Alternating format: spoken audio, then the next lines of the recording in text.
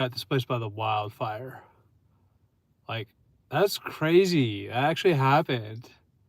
I mean, we were kind of expecting it, but when it happened, it's still pretty scary. And I mean, that windstorm came in and knocked down a bunch of trees. And I think things kind of died down during the day. And then by about 6:30, all hell broke loose. And that fire started and things just went up in flames.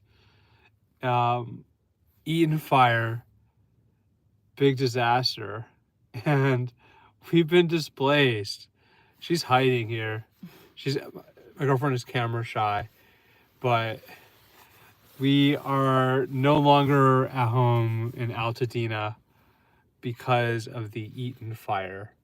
And hopefully, like, things will get back to normal here soon, but right now we're still kind of going through it just because, the place didn't burn down.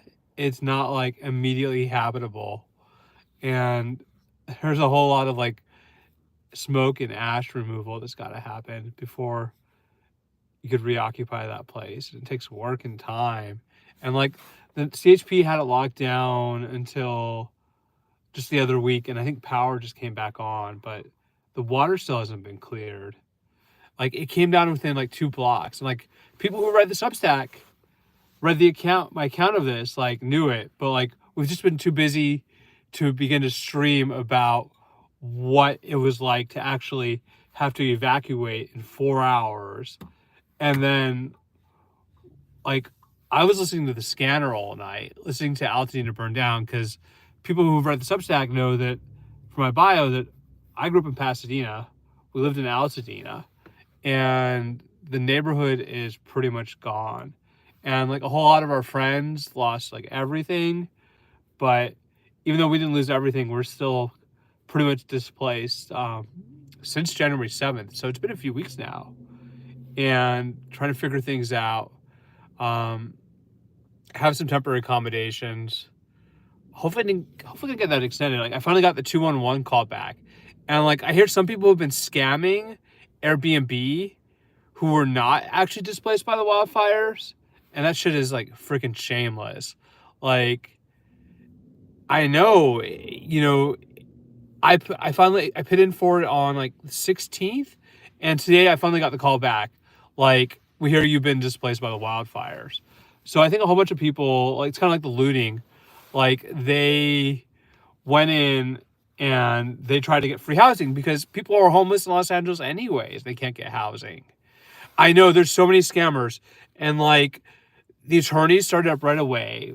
We get the calls like from like people like wanting to like buy like properties there that are distressed, like to like buy you out. And it's really kind of annoying. Like, it's offensive, but it's also annoying. And like the scammers like really need to stop. And like some people seem to take joy in like scamming. They're like, it's kind of like the thrill of getting away with it. But I think it's really messing with like the overall response to this. And that was weird too, that right, like, I think Palisades is, you still have to have an ID to get into Palisades, but Altadena, they were just like door wide open. Everybody coming into Altadena, you can, just go in and like don't even have to show ID or any reason to be there. But we did go back on day 2 after the fire, and like it got within 2 blocks, and like explosions were going off, smoke plumes were coming up. Like, it was gnarly.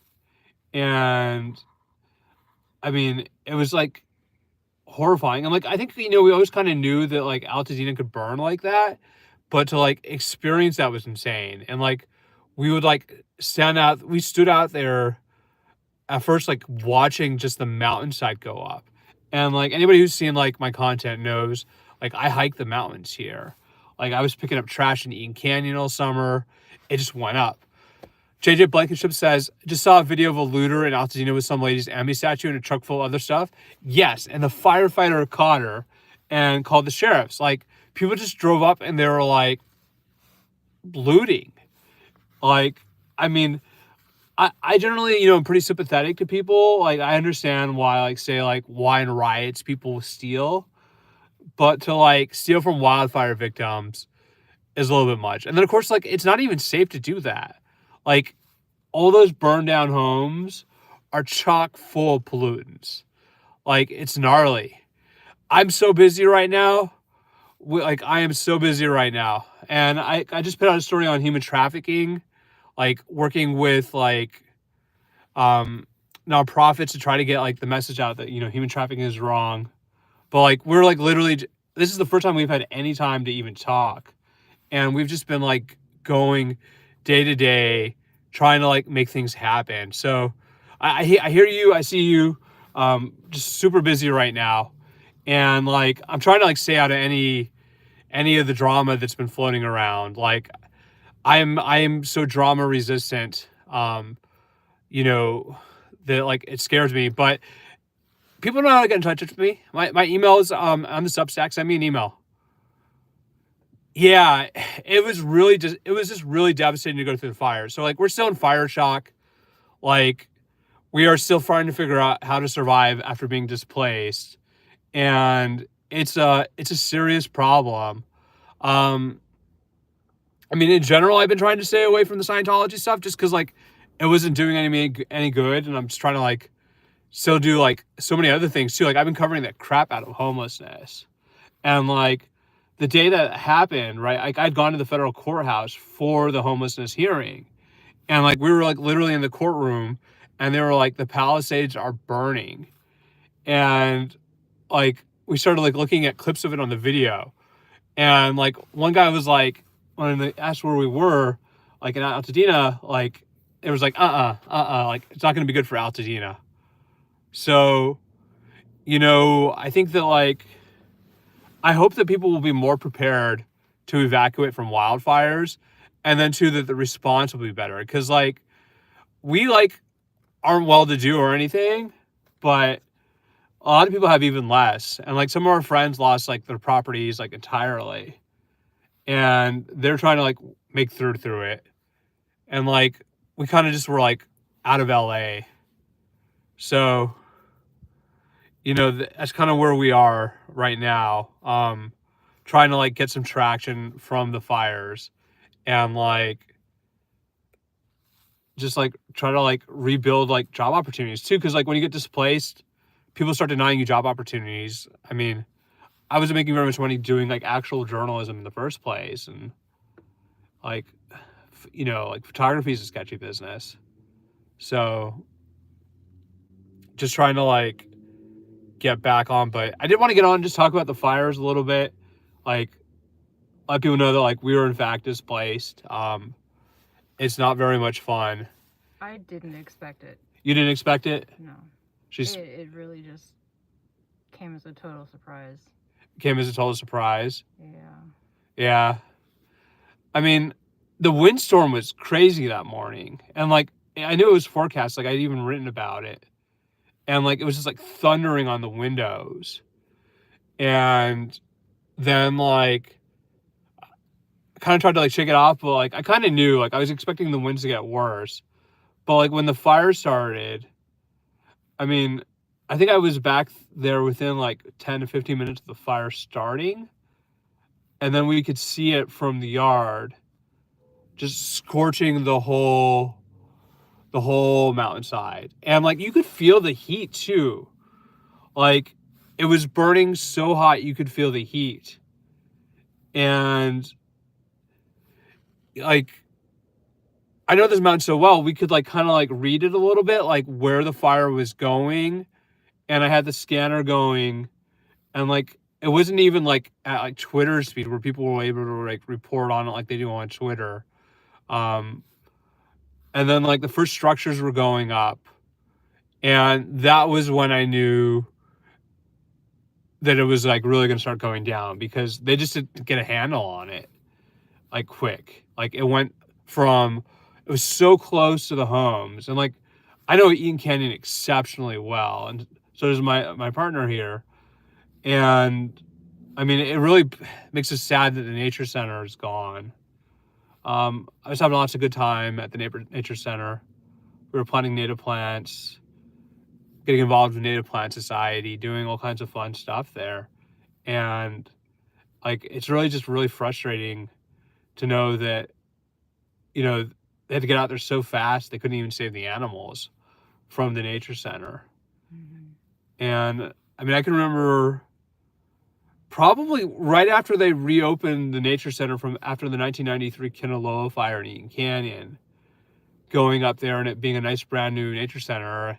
And then we were at a native plant event and they were talking about that. And like, sure enough, within months, like, Eaton Canyon is gone. Yeah. It's gone. They were just celebrating the new nature center and how it was. They have one again after the last fire. Yeah. And like, it was a beautiful building. I was out there just like a couple months ago planting native plants with like students and like checking out like the nursery operation there and trying to like write more about the outdoors and everything going on in the San Gabriel Mountains. And like, a lot of it, you know, like, it hasn't really gotten any traction. Like, I think that like trying to like summarize like the issues of a mountain range, much less like the greater Southern California environment, in a way that people can like comprehend and digest, like the increasing risk factors that we had, the buildup of vegetation, the lack of rainfall, and then the extreme wind event hitting. I think that a lot of people are just trying to make this into politics instead of science, or like, you know, a kind of historical understanding of what went down. But that town that like we grew up with has been incinerated. And I mean, you can go back on like my YouTube channel or TikTok or Instagram, and you can see the videos of that I've been making, and a lot of it captured some in the neighborhood. So, I mean, you can remember what was there before: all the homes, the yards, people's people's trees, like all the kids' play stuff, and like so much of it has just been absolutely destroyed, Just flattened. And you know, I think that like it's going to be a few years before people begin to rebuild that, Yeah. and it won't. Hopefully, it'll kind of feel the same eventually, but at least for the time being, it does not feel the same when you go back there.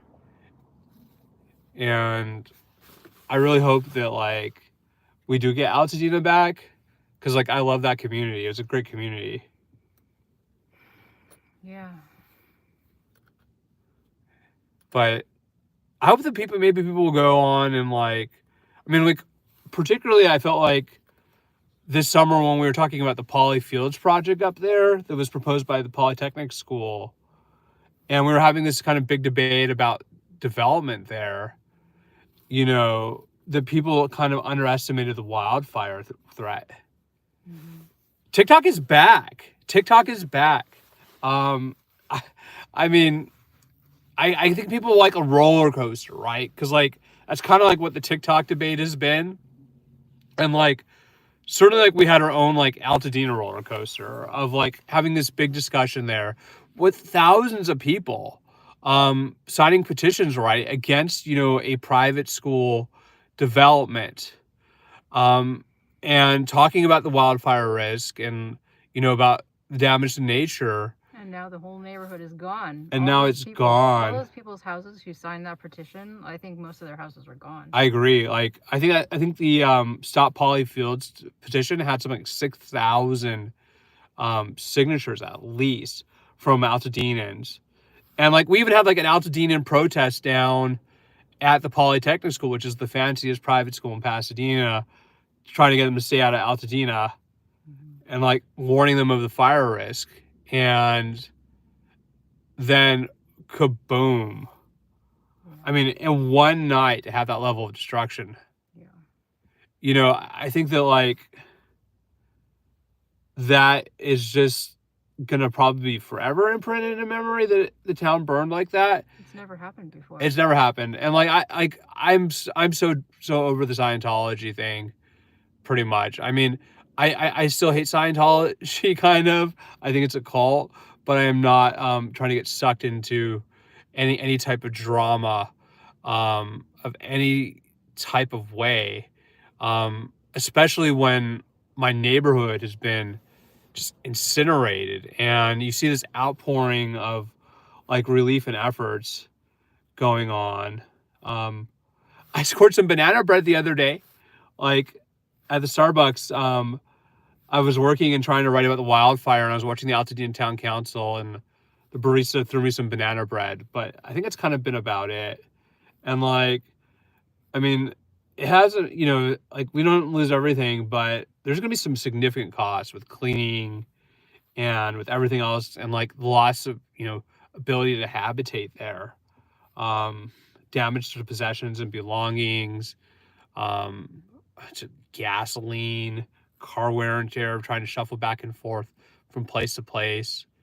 And like, I mean, like just like the night of, like, I think I slept 3.5 hours and then I was back up at like 5 in the morning. And I think we got back there to try to defend the property about maybe 10 a.m.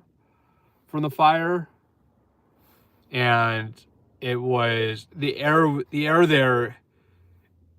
I mean, I've seen wildfire before and I've experienced it, but just the degree of structure burn in that, you could smell it more than any muffin. You could smell Altadena burning down to the ground, Yeah. and like the forest fire smell, and then the structure smell, and then the debris smell, and like one night we went back, the golf course had caught on fire again. And it had, that was the most metallic smell. All I could figure was it was burning up the irrigation system or something, or somehow it was just very metallic. I thought Yeah. the wind that night was so ridiculous. I don't know if I've ever quite seen it that windy, and then too it was very erratic. It wasn't like gusts in one direction. It was constant, steady, just gusts in one direction and then erratic winds. So like people are trying to blame the firefighters, like why couldn't they stop this from happening? And I'm not sure that even if we had had a much bigger deployment there, that we wouldn't have had a high degree of destruction, just because of the wind, and the way the winds carry that, and the lack of time to prepare to build any lines. Like I think the time from between when the fire started at 6:13 and the first structures really going down around maybe 6:40 or 6:45, that's very, very, very, very fast. And certainly, I mean, maybe, more, defensive space, or quicker, response with backfires. But the way the wind was and the way that wind blew the entire night, like it's really just it's speculatory to think that like any of those firefighting tactics that we have could have stopped that. Um, and it's really frustrating to have like had so many friends lose their entire properties, to have people dead and still missing, um, and to know, right, the like your losses weren't as grave as other people, and the psychological loss of like not having like that town there anymore that like we grew up in, um, is really just like kind of devastating. So I hope that like if anybody out there is living in a wildfire zone, that you'll be more prepared to evacuate, that you will have your properties ready for defense by the firefighters, just to give them a chance. Because I mean, you want to think that the firefighters are going to protect your home in that situation, but no, they can only do so much. Yeah. And like certainly like one thing like I've been writing about has been, um, kind of some of these options for upscaling your home to be more fire defensible, whether it's with retardant systems or water systems, or using different materials to make those houses less inflammatory. Because like once it starts, it's like one structure to the next, to the next, to the next, and like as it was going, like we were charting the properties over the scanners that were going up to try to figure out how close it was getting. JJ Blankenship says, I'm in Hollywood, and that night when the hills lit up was wild. Had my stuff packed and ready to go after seeing what happened to Altoona and Palisades. It was nuts. Gandra asks, what do you feel about the rich people hiring private firefighters? I mean, I think it's good generally. Like, I think that like more investment in firefighting in general is probably right. Now, the trade-off is that when they hire private firefighters so often, they're hiring people who are existing firefighters elsewhere. And for people who are incarcerated and get trained as firefighters, it's still really hard to get those jobs. So, I mean, I think in general, we need more firefighters.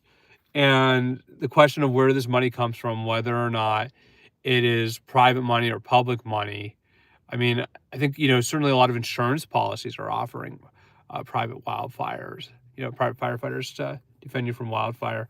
And then, too, usually they have more modern equipment. They tend to have more gels and foams and different types of things than the firefighters have.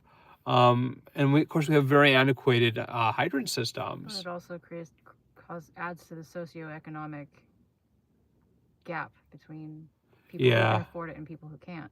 It does, absolutely. Like Rick Caruso, who I've written about a lot, has really been kind of the face of like this like critique of like public firefighting. And he had the private firefighters out defending his home in Brentwood before he was anywhere near.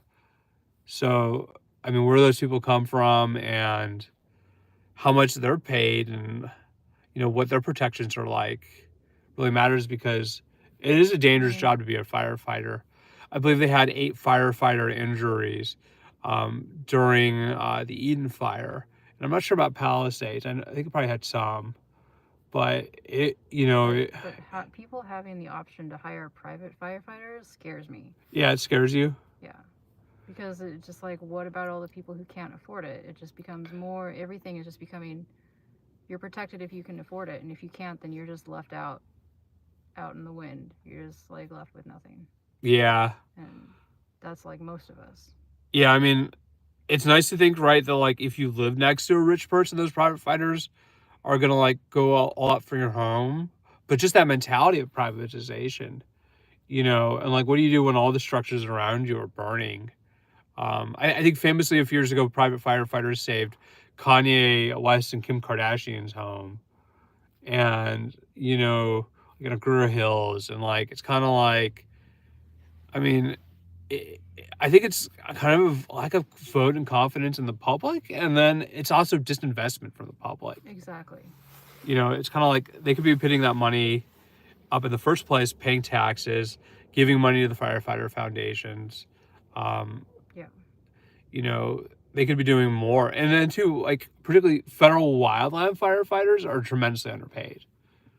And like they have a hard time recruiting and keeping those guys because they're paying them like $22 an hour to fight fires. And it's a dangerous job. It's hard on your health. It's hopefully maybe if you're lucky, a career path into being a city or county firefighter. And then the city and county firefighters are spending most of their time generally responding to medical calls these days instead of fighting fires. But overall, and then too, of course, the really big factor with the Eaton fire, I think, was that wind event that grounded, those aircraft that people so depend upon and enjoy watching on the news, right? The big plane comes in and well, they defunded, they gave a whole bunch of money to cops, right? And then they cut the budget for firefighting. Yeah, the police. And then they have like the super rich people hiring private firefighters. It just seems all wrong. Mm-hmm. Oh, and they're deploying private security guards too. Like at the district attorney's swearing in, they had private security contractors there who guard Beverly Hills. The company does. It's covered 6 private security, and nobody can tell me who hired them. Not the police department, not the sheriff's department, not the district attorneys. Nobody knows why those guys just showed up. So like I think that's like kind of like one of the other debates here about particularly about the private firefighters is when you have this situation that's going on and you go insert private firefighter. Um, what happens when you know they get trapped by fire and then the regular firefighters have to go rescue the private ones? Or like what happens It's when just disinvestment in the public. It's yeah, disinvestment in all of us. it's a disinvestment in It all of just us. feels like we're all just gonna be more and more trapped. More and more trapped. And like certainly like one thing, right, like we know is that say like Lahaina or Paradise were pretty different situations. Um, Paradise, people got burned over evacuating. Lahaina, they were entirely trapped by fire. We had several hours to evacuate. Some of us did, not everybody. Not everybody. A lot of us in the Altadena did not have as much time before it got to them. And then some people, of course, west of Lake, didn't get the mandatory evacuation orders that we got. Mm-hmm. And, really just were complacent, I suppose, but also unadvised to leave. Unadvised. And I mean, it there's such a history of fire that people, I think, didn't take it as seriously as they should have, perhaps. And the word didn't get around, and you had the elderly and the disabled and people who didn't want to leave too. I guess there's a history of fire, but at the same time, not really. I mean, we had as far as evacuations. Yeah, there's just no organized plan as to what to do in this kind of situation. I mean, we had the Bobcat fire in 2020, the station fire in 2009, Kindle in 1993. The whole thing was a mess. Yeah, I think a lot of people go, well, this is just a disaster. Like, how is this all so bad? But like, a lot of things did work right. Like the firefighters did get out a lot of people, and so did the sheriff's department. But considering how ad hoc it was, people did do the best they can. Fire shouldn't have happened in the first place. And I think certainly as far as like SCE, like Southern California Edison, the power went out in the morning, and then it was back on, I believe. Yeah.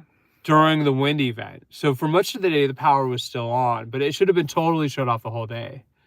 I was kind of surprised, like, at the strength of the winds in the morning, and like how it rattled the windows. That there was still power, and then that it came back on during the day. And like their excuse right now has been that they would only turn it off if it was up to 60 miles an hour. But the charts that we saw from my friend Edgar McGregor had a forecast of potentially up to 112 mile an hour wind coming down Eaton Canyon. And I saw that and I went, no way. Like, this is going to be bad. And like, I was just kind of like hoping that it wouldn't get as bad as it got, but it did get that bad. And like, we just didn't think it would be us. Like, you don't think it's going to happen to you. So, and when it does, it's a shock. Like, you're just in shock. It doesn't even, it's surreal. Yeah, that's surreal feeling. I remember like driving away. It was really, one, it was dangerous. Like, you still had wind going. There was ash flying around. It was dark because the lights were out. But people were evacuating very orderly, I thought, from Altadena. There's a lot of ways to get out. Yeah, there's a lot of ways to get out. You can get out anyway. There's no dead ends. There's no one-way road. You can. That I think is, really the kind of saving grace there was that we were all able to take pretty peaceful rides out, versus the Lahaina situation where the fire comes or surrounds you, or Paradise where it cuts off your escape route. that we were able to just get in the car and drive away pretty calmly. It's, using the freeway system and the roadway system. I think it was kind of like, I mean, I saw trees down more actually in Pasadena than I did in Altadena. Maybe it was just the tree type. Have you seen the footage of the sparking power line that was released on Sunday? Yes. Yes, we have. And we're aware, too, that Southern California Edison is trying to blame the homeless. That they are pointing to a homeless encampment that was 300 yards away as a possible cause. And it's just not really credible. Anybody who would have been camping out in that type of condition would not be able to start a consistent fire. I mean, we saw footage on Instagram of one of the neighbors' Ring cameras capturing the moment the fire started. Yeah. And it was immediately reported as near the transmission lines. And anybody who knows anything about the topography there knows those transmission lines are actually very high above the canyon. It's not like we're talking where the fire starts immediately next to the homeless encampment and burns up Bel Air. Way out in the mountain, you could see the whole tower on the mountainside, nothing else around it. And that's where the fire started. Yeah. So, like, the power company really needs to, I mean, I know they don't want to pay, but they're not going to win this. They're not going to win this, not with that type of video evidence, not with the reports that were had, not with, the fire investigation that's going on right now. They're just not going to win that. And I just think it takes a lot of audacity to try to blame the homeless. And, like, this is certainly something I've thought about before, right? Was like the fact they always try to blame the homeless, even when there's no evidence. What about them TikTokers who came running down from the fire? I mean, I think that people want content and they view this as a content thing, instead of a human thing. But like the people who are going through the fire area are literally disturbing places where, frankly, we believe that people's entire bodies were incinerated, and people's life memories and their possessions are. So, like, honestly, it's been very angering sometimes seeing that content. No, I don't think TikTokers started the fire. We think that we're pretty confident that it's going to be the power company here. And certainly, like, what I read is that the lines above Eaton Canyon were very old and that they might have spliced them to keep them operating, and that one of the repair jobs on the wires might have failed. But the entire thing should have been de-energized. I have seen other reports, right, of people, disturbing the burn zone, leaving waste, pizza boxes, making videos laughing about it. And that is not acceptable. The question is, why was the power company so negligent? Yeah, why was the power company so negligent? I mean, the difference between a 50-mile-an-hour gust and a 60-mile-an-hour gust is purely argumentative. And the forecast was so severe. It started an old power line that they had to splice, and it was like a failed repair. Yeah. Why wasn't that done right? How come they didn't spend money to update that and make it safe? And I mean, the real ironic thing was when we evacuated at first, we evacuated somewhere where the power had been fully shut off to prevent wildfires. So I'm not sure what the excuse is other than they didn't want to lose money or disturb customers, because there was warnings for days that the windstorm was coming, that it would be incredibly severe, and that fire breaking out would be one of the highest risks to happen. So, I mean, certainly, like, didn't they have people watching those danger locations? Like, oh, this is a spot that could potentially catch on fire. Let's put some people making sure that doesn't happen at the very least. Yeah, and I mean, they've been sued before. They've been, Pacific Gas and Electric got sued for the Camp Fire, but Southern California Edison has been sued for the Thomas Fire.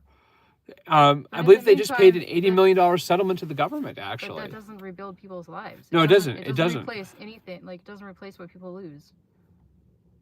It doesn't. It's the loss here, and I have seen And the health hazards. dollar estimates are $250 billion in economic loss from the two fires, I believe, so far.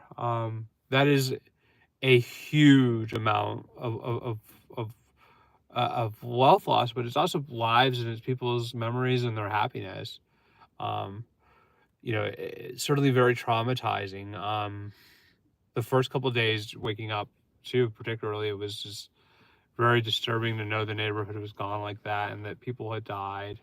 And then, too, how quick people it moved takes a on from while that. to sink in. It takes a while to like comprehend what has actually happened.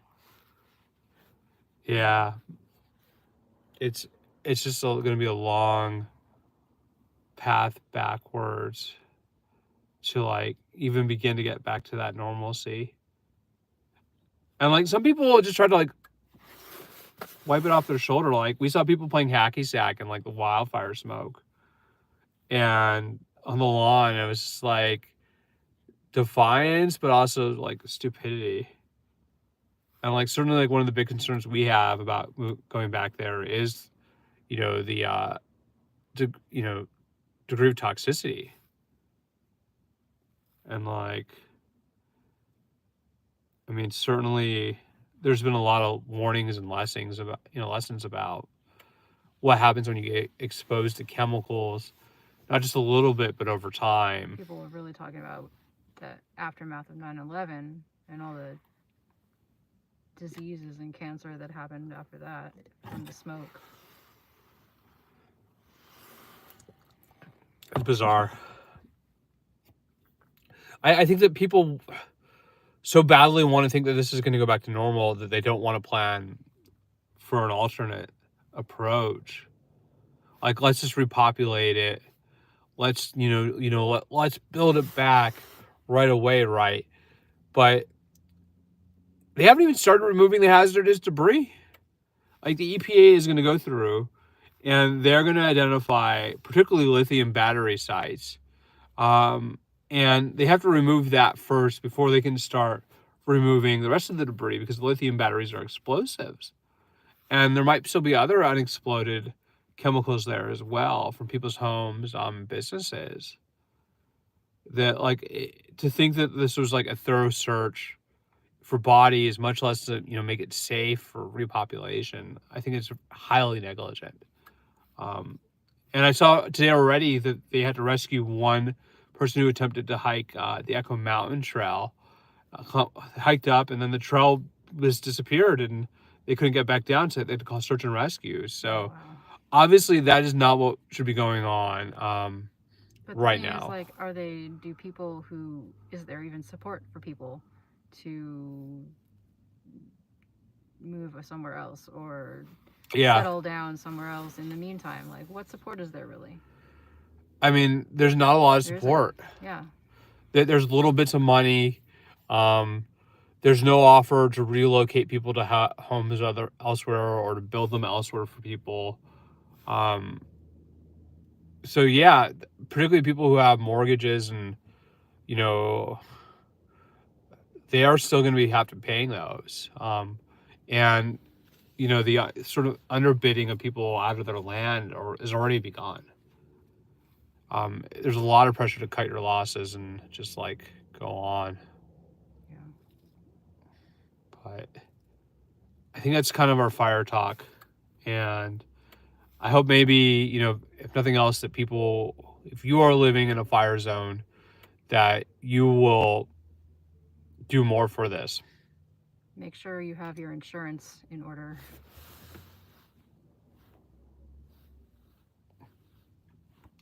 Yeah, I mean, certainly like some people are talking about the hurricanes and that too. And like, I don't think fire, and hurricanes are any really different from each other. This is a fire hurricane. Yeah, it's a fire hurricane. And like, I mean, certainly like some people have told us, right, like, oh, well, they won't forget Altadena. And I'm like, yeah, they will. They forget all kinds of other disasters. They forget Katrina, right? Like, just move on. Like, the pressure on people to move on and to re-embrace normalcy in the face of such terrible disaster is itself political. And like, it's not in a way that's reassuring. Just a lack of community, because that creates a lack of protocols for disaster, Lack of protocols for disaster, because there's a lack of community. lack of community. I mean, Yeah. like, the community is really showing up, but at the same time, like, yeah, there should have been already protocols in place. If everybody knows that it's such a fire, we have such a fire history, like, how come there weren't protocols? You know, I think that's one of the big questions. And like, I think that's really where like it kind of goes back to like, I think this grand debate we had this summer up there about development. It's the systems aren't supporting the people. No, the systems aren't supporting the people. And particularly, I mean, I think one of the big lessons, right, about this, whether it's a hurricane or a fire, is that you have to have a plan to evacuate the disabled, and the elderly, and they don't have the same ability to evacuate like other people do. And when you leave them behind, they will suffer a higher mortality rate. And then too, people who don't want to leave or refuse to leave. Um, all these stories about people fighting it off with garden hoses. At a certain point, it is dangerous. To begin with, it's dangerous. If you survive, you're lucky. Yeah. But it's not like an example to be following. Yeah, exactly. And it's like, not what people should be forced to be having to do. Some people, right, they have like generators, right? Or like say they have their boats, in the hurricane situation, and they're like, oh, I'm just going to ride this out. And some people will make it, but encouraging everybody to adopt that mentality is not necessarily responsible. But like, certainly, like, our hearts go out to like Palisades folks and to the people also who are still suffering from disasters everywhere, including hurricanes. And being displaced is not fun. You will discover very quickly that often the sympathy level goes down very quickly, and they go, well, why can't you just move somewhere else? And your answer is, you're like, uprooting yourself from your community, from your jobs, from your family. You're becoming a burden, potentially on other people. Like, I mean, like, I've seen a lot of stories about people, moving in a family and then moving to a hotel and desperately looking for rentals. And like, we're trying to figure out how to just even get through this phase, much less a longer term relocation, somewhere, that might feel safer. And like, we had discussions, like, I'm one of those people, like, I kind of figured that it could burn like that. But we had nothing planned. We didn't have bags packed. We didn't discuss what to take with us. We didn't discuss anything. I'm not sure people would have listened. But even between us, we didn't discuss it. Yeah. I mean, I think it's listening. I mean, certainly, like, as a writer, I can put warning flags out there, right? But like, giving people explicit, like, expressions, right? Like, I think your town is going to burn, right now, is not particularly welcome. We didn't think it was going to burn this time. We thought, oh, maybe one day in the future, what if that happened? Yeah. But we didn't think it would be this time. We didn't think it would happen now. And it happened. It happened. I mean, we haven't even gone into the burn areas, right? Like, we see these pictures on the news, and like the video and the helicopter overflights. And those are neighborhoods in Altadena that we know exceptionally well. Like, we'd walk through them, drive through them, see them all the time. And to see it reduced to what it is really disheartening. Like, the only Times has a story the other day about the Pizza of Venice. And I had been there just a few months ago. I had an art show there. Yeah, we had an art show at the Pizza of Venice in Altadena. And then you have pictures of the owner standing upon his burned down restaurant. So like, yeah, like that. And certainly a lot of the rest of Los Angeles is, particularly like the foothill communities, is really vulnerable to this type of episode too. And like the heat wave last summer and the fires that followed that, like the airport fire and the bridge fire, Like I felt like people really brushed off the destruction that happened to communities in the mountains, to Mount Yeah. Baldy, to Wrightwood, to El Carrizo, in Riverside County, that they Hmm. kind of just went, well, it's just a little bit, right? Like they shouldn't live up in the mountains there; they might burn. But it's the foothill communities too, Yeah. and the desert is burning also in California, Hmm. increasingly because of climate change. So these types of extreme weather events are very real, and then they affect, not just the immediate area, but all of Los Angeles has been, blanketed in ash and smoke, and people who have health vulnerabilities are getting more exposed to it. I mean, at the very least, make a list of what you're going to take with you if you have to evacuate one day. Yeah, evacuating is not fun. Um, and then too, like anything you leave behind, right? Like, I mean, some of it's gonna be like, salvageable, but other things you're probably just gonna throw out. Yeah. But I think that'll do it for tonight. Thank you for joining us. We'll probably talk about some more soon. Um, and I hope everybody is well, and my best to you and your family.